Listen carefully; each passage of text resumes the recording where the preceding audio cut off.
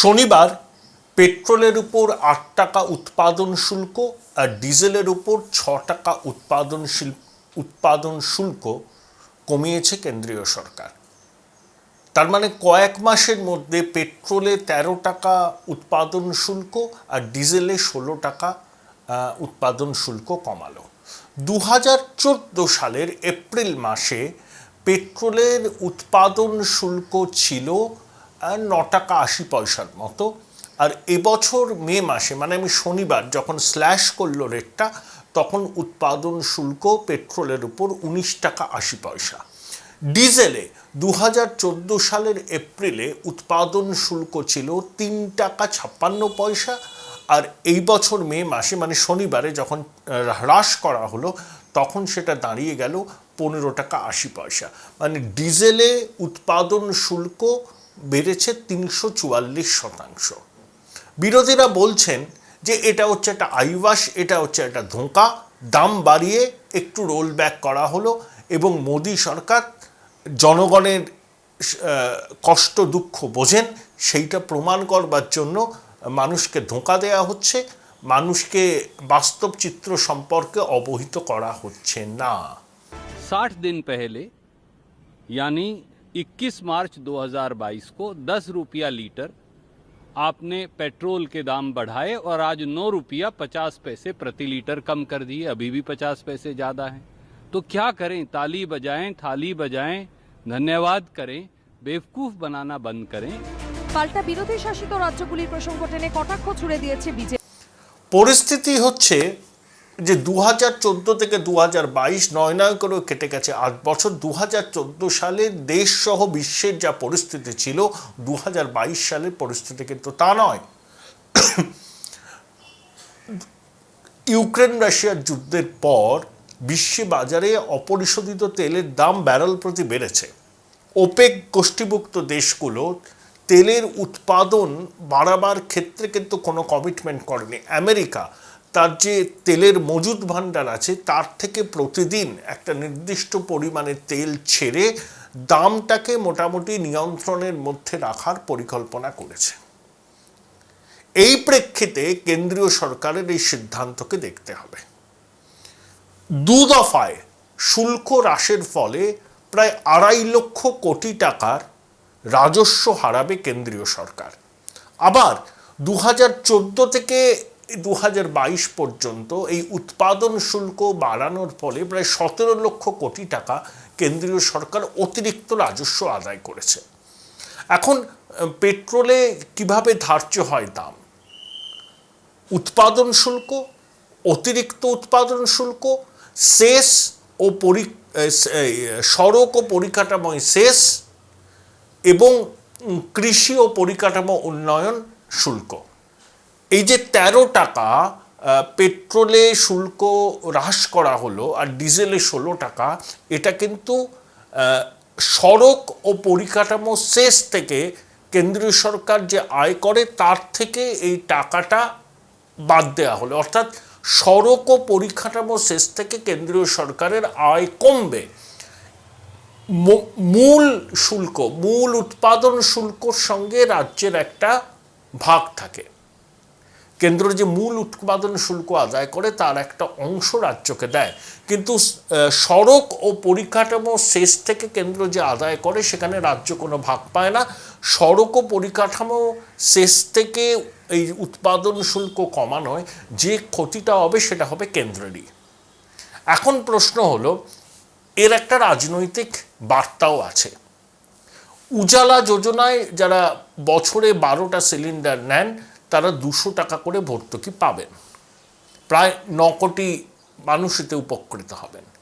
Reserve ব্যাংকের মুদ্রাস্ফীতি মূল্যবৃদ্ধির সহন ক্ষমতা ৬%, এখন সেটা প্রায় ৮%।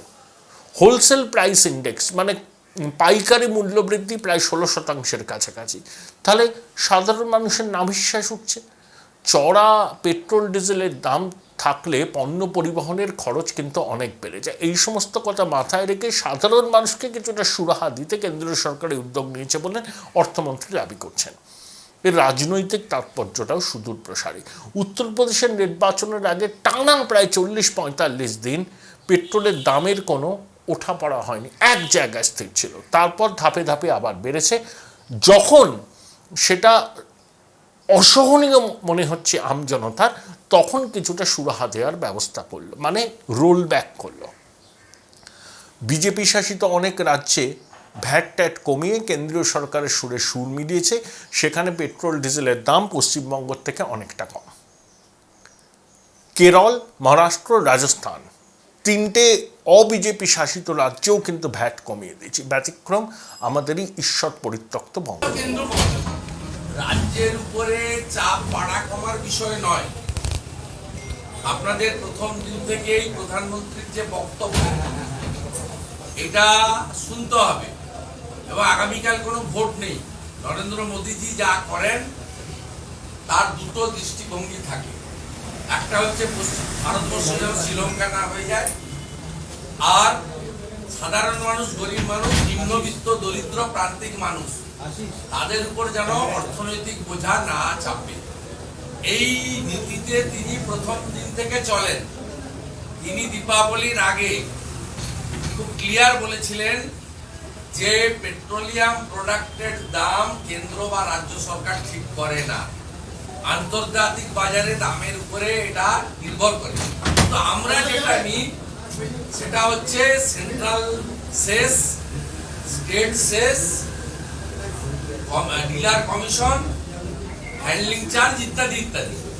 এবারে তিনি বলেছেন সেন্ট্রাল সেস থেকে দীপাবলির আগে, যখন মমতা বন্দ্যোপাধ্যায় সরকার 850 টাকা বিদেশি মদের বোতলকে 300 টাকা কমিয়ে 550 টাকা করছেন, 35% মদের দাম কমাচ্ছেন, তখন নরেন্দ্র মোদীজি দীপাবলিতে ভারতবর্ষের লোকেকে সেন্ট্রাল সেসের মধ্যে 10 টাকা ডিজেলে, 5 টাকা পেট্রোলে কমিয়েছিলেন। অনেক নন বিজেপি সরকারও কিছু কিছু করে কমিয়েছিল, কিন্তু আমাদের পশ্চিমবঙ্গের দেউলিয়া সরকার ইকো পার্কের 5000 টাকা প্লেটের বিজয়া সম্মিলনীতে ঘোষণা করেছিলেন, আমি নির্বাচনের আগে 1 টাকা কমিয়েছিলাম, আর কমাতে পারবো না। এর দুর্নীতি এসএসসি উপদেশ, সেখানে কিন্তু তারা ভ্যাট কমায়নি। এখন কিন্তু তাদের উপর প্রবল চাপ তৈরি হবে, কারণ কেন্দ্রীয় সরকার তার রাজস্বের ক্ষতি করে সাধারণ মানুষকে একটা সুরাহা দিতে চেষ্টা করেছেন। 2014 সালের পৃথিবী এখন নেই, এটা 2022। তাই কেউ যদি 2014-এর সঙ্গে কম্প্যারিজন করেন, আমার মনে হয় তিনি সঠিক কম্প্যারিজন করছেন না।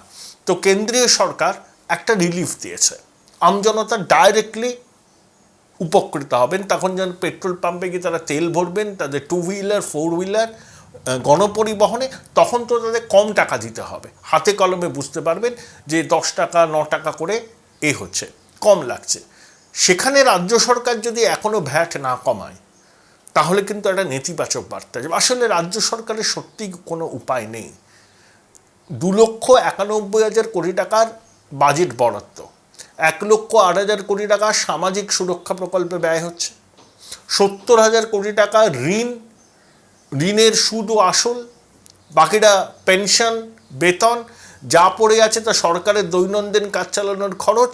তাই পরিকাঠামো উন্নয়নের সরকার বরাদ্দ করতে পারছে না। মরার উপর খাড়ার গা এসেছে যে 3 মাসের মধ্যে 23,000 কোটি টাকা মিটিয়ে দিতে হবে ডিএ বাবদ, এবং কেন্দ্রীয় সরকারি কর্মচারীদের হাতে, মানে 34% যে ডিএ পান কেন্দ্রীয় সরকারি কর্মচারীরা, সেই হারেই রাজ্যকে দিতে হবে। হাইকোর্ট এটা বলেছে।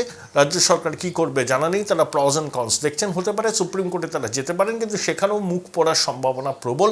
তাই রাজ্য সরকার কোনো বিকল্প পথের সন্ধান করছে। এই পরিস্থিতিতে দাঁড়িয়ে তারা কি ভ্যাট কমাবার ঝুঁকি নেবে? কয়েক হাজার কোটি টাকার রাজস্ব তাদের লস হবে। এখানে বড় কোনো ইন্ডাস্ট্রি নেই। যে রাজ্যে ইন্ডাস্ট্রি নেই সেই রাজ্যে রাজস্ব আদায় কম হয়। মদ বেচে আর আপনি কত টাকা তুলতে পারেন, সব কিছু তো একটা লিমিটেশন আছে। তাই ভ্যাট কমানো রাজ্য সরকারের কাছে খুব মুশকিল।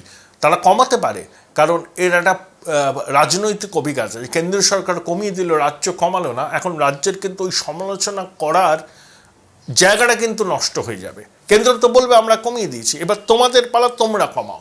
আগেরবার যখন কেন্দ্রীয় সরকার পেট্রোল এবং ডিজেলে উৎপাদন শুল্ক কমিয়েছিল তখনও কিন্তু রাজ্য কমায়নি। এবারও যদি তারা না কমায় তাহলে কেন্দ্রের বিরুদ্ধে যারা যে সমালোচনা করছে সেই সমালোচনার সুপটা ভোতা হয়ে যাবে। কিন্তু যদি উপায় না থাকে ভ্যাট কমানোর, তাহলে রাজ্য সরকার কমাবে না এবং আমাদের তার খেসারত দিতে হবে। আমার প্রশ্ন যে আমরা এই খেসারত দেব কেন? 1,86,90,000 কোটি টাকা দেনা মাথায় নিয়ে এই সরকার এসেছিল, 10 বছরের মধ্যে সেই দেনার পরিমাণ 6 লক্ষ কোটি টাকা হয়ে গেছে। এটা কেন হলো? কটা ইন্ডাস্ট্রি এসছে নতুন? আমরা সিঙ্গুরের টাটাকে তাড়িয়েছিলাম, তারপরে বিগত 10 বছরে মাননীয় মুখ্যমন্ত্রী কটা বড় শিল্প প্রকল্পের উদ্বোধন করেছেন এই রাজ্যে। এত লক্ষ কোটি টাকার বিনিয়োগের প্রস্তাব আসে বিশ্ববঙ্গ বাণিজ্য সম্মেলনে, কটা এখনো পর্যন্ত বাস্তবে রুক্ষ মাটিতে ইমপ্লিমেন্ট হয়েছে তার জন্য একটা শ্বেতপত্র প্রকাশ করা জরুরি, করেনি রাজ্য সরকার।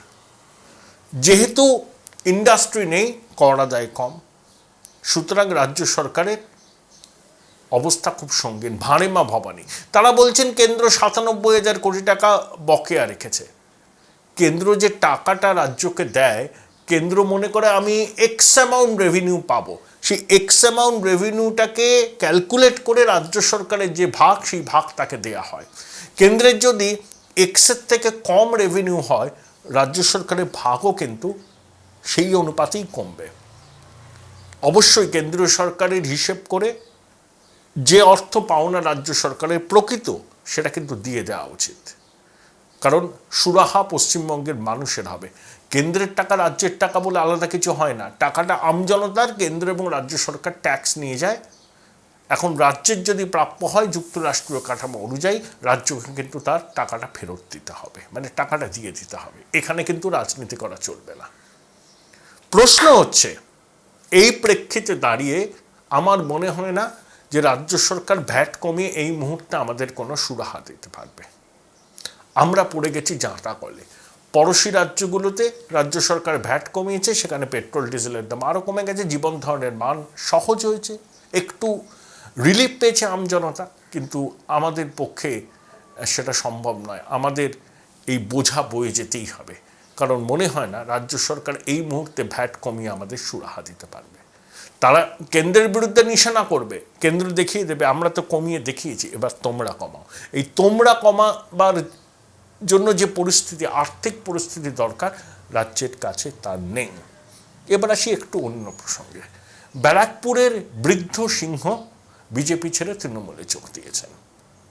অনেকদিন ধরেই এই সম্ভাবনাটা ছিল, সেটা বাস্তবে পরিণত হলে। আমি অর্জুনদার সঙ্গে কথাও বলেছিলাম কিছুদিন আগে, তখন তিনি স্পষ্ট করে ইঙ্গিত দিয়েছিলেন, বলেছিলেন দেখুন অর্কটা কি হয়। তরুণ অনেক সিংহই কিছুদিন আগে তৃণমূলের খাতায় নাম লিখিয়েছিলেন। পার্থ ভৌমিক বলেছিলেন বৃদ্ধ সিংহকে আর দরকার নেই। পরে দেখা গেল রবিবার দিন সেই বৃদ্ধ সিংহকেই সাদরে অভ্যর্থনা জানিয়ে তৃণমূলে ফেরালেন দলের সর্বভারতীয় সাধারণ সম্পাদক অভিষেক বন্দ্যোপাধ্যায়। 30 তারিখে তিনি জগদ্দলে গিয়ে জনসভা করবেন, সেখানে উপস্থিত থাকবেন অর্জুন সিং। অর্জুন কেন ছাড়লেন? দেখুন, অর্জুন বিজেপিতে ল্যাটারাল এন্ট্রি হয়েছিল। তিনি বিজেপির আদর্শের প্রতি নিবেদিত প্রাণ হয়ে কোনোদিন বিজেপি করেননি। তিনি ইন্টিগ্রাল হিউম্যানিজমও জানেন না, আর গান্ধিয়ান সোশ্যালিজমও জানেন না। তিনি এসছিলেন, তার সাংসদ হওয়ার খুব ইচ্ছা ছিল, দিদি তাকে সাংসদ করতে চাননি, বলেছিলেন তুমি ভাটপাড়াতেই থাকো, চেয়ারম্যান হও আর বিধায়ক হও, ব্যাস। অর্জুনের স্বপ্ন ছিল তিনি দিল্লি যাবেন, বিজেপি সেই সুযোগটা করে দিয়েছিল, তিনি তাই বিজেপিতে এসেছিলেন। ভেবেছিলেন যে বিজেপি 21-এ ক্ষমতায় আসবে, কিন্তু অর্জুন সিং প্রত্যাশা পূরণ করতে ব্যর্থ হয়েছিলেন। ব্যারাকপুর লোকসভা কেন্দ্রের 7টা বিধানসভাতে 6টাতে তৃণমূল জিতেছে। শিবরাত্রির সলতের মতো ভাটপাড়ায় তার পুত্র পবন সিং জিতেছিলেন। তাই অর্জুন বুঝতে পারছিলেন যে তার প্রভাব কমছে। একের পর এক মামলা মোকদ্দমা, প্রতিদিন হানাহানি, রক্তক্ষয়, মনীষ শুক্লার মৃত্যু এবং প্রশাসনিক চাপ দিয়ে অর্জুনের ব্যবসা অনেকটাই নিয়ন্ত্রণ করতে সক্ষম হয়েছিল শাসক দল, এমনই বলেন অর্জুনের অনুগামীরা। তাই অর্জুনের কাছে কোনো রাস্তা ছিল না আবার তৃণমূলে ফেরা, তাই তিনি ফিরেছেন। এখন দেখবেন, আমি আশা করব ব্যারাকপুর শিল্পাঞ্চল শান্ত হবে, আর বোমাবাজি হবে না, আর অকালে কোনো রক্ত ঝরবে না। কারণ তৃণমূল অর্জুনকে কোণঠাসা করার যে প্রক্রিয়া শুরু করেছিল 2021-এর বিধানসভা নির্বাচনের 1-1.5 বছর আগে থেকে, সেই বৃত্তটা সম্পূর্ণ হয়েছে। অর্জুন এখন তাদের ঘরেই ফিরেছে। তাই আপাতত ব্যারাকপুর ভাটপাড়ায় শান্তি বজায় থাকবে। সেই শান্তি শ্মশানের শান্তি কিনা আমি বলতে পারবো না, সময়ই বলবে। তবে হয়তো অর্জুন আবার 2024-এর নির্বাচনে দাঁড়াবেন তৃণমূলের হয়ে। লোকসভা নির্বাচনে কি ফলাফল হবে আমি বলতে পারবো না। যাদের বিরুদ্ধে অর্জুন এই কটা দিন মাঠে ময়দানে নেমে লড়াই করেছেন, চণ্ডীমণ্ডপের ঝগড়ায় পরিণত হয়েছিল ওখানে তৃণমূল এবং বিজেপির কাজিয়া। তৃণমূলের সেই কর্মী নেতারা কতটা অর্জুনকে গ্রহণ করবেন, কতটা অর্জুনের পাশে দাঁড়াবেন, সে প্রশ্নের উত্তর ভবিষ্যতের গর্ভে নিহিত আছে। তাই অর্জুনকে অনেকে বলেন দাবাং সাংসদ। আসলে অর্জুনের পলিটিক্যাল ক্যারিয়ারটা যদি আপনি দেখেন, 2001 সালে প্রথম বিধায়ক হন। 2006 সালে তৃণমূল যখন 30টা পায় তখন অর্জুন বিধায়ক। 11তে যেতেন, 16তে যেতেন, 19-এ যেতেন। এই অর্জুন সিং একসময় সিপিএমের ডাকসাইটের নেতা তড়িৎ বাবুর অত্যন্ত ঘনিষ্ঠ এবং স্নেহভাজন ছিলেন। আমার মনে আছে, আমি উপস্থিত ছিলাম। তড়িৎ বাবুর মেয়ের বিয়ের রিসেপশন কমিটির চেয়ারম্যান ছিলেন অর্জুন সিং। তখন মুখ্যমন্ত্রী জ্যোতি বসুর কনভয় ঢুকছে তড়িৎ বাবুর যেখানে বিয়ে হয়েছিল সেখানে। অর্জুনের সেই কথা আমার কানে এখনো বাজে। অননীকরণীয় বাংলায় তিনি বলেছিলেন, সুরে যাও জ্যোতিবাবু আসছে। তাই কতটা ঘনিষ্ঠ ছিলেন তড়িৎ বাবুর সেটা ব্যারাকপুর শিল্পাঞ্চলের মানুষ, রাজনৈতিক সচেতন মানুষ, সাধারণ মানুষ সবাই জানে। তবে অর্জুন এমনিতে কিন্তু দিলদরিয়া মেজাজের মানুষ। লেনিন সরণিতে আইনজীবী কংগ্রেস নেতা অরুণাভ ঘোষ প্রতি বছর একটা করে পার্টি দিতেন। সেই পার্টিতে আমিও গেছি, অর্জুনও গেছেন।